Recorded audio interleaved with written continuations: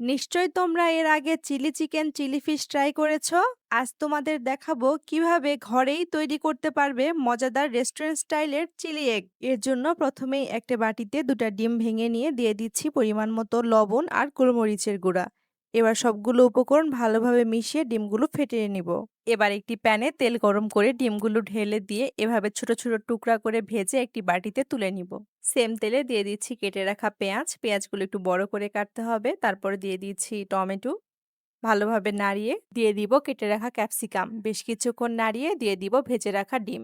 এবার একটি বাটিতে ৩ টেবিল চামচ টমেটো সস সাথে ১ টেবিল চামচ সয়া সস ভালোভাবে মিশিয়ে ঢেলে দিব। কিছুক্ষণ নাড়িয়ে সসগুলো ভালোভাবে মিশিয়ে নিব।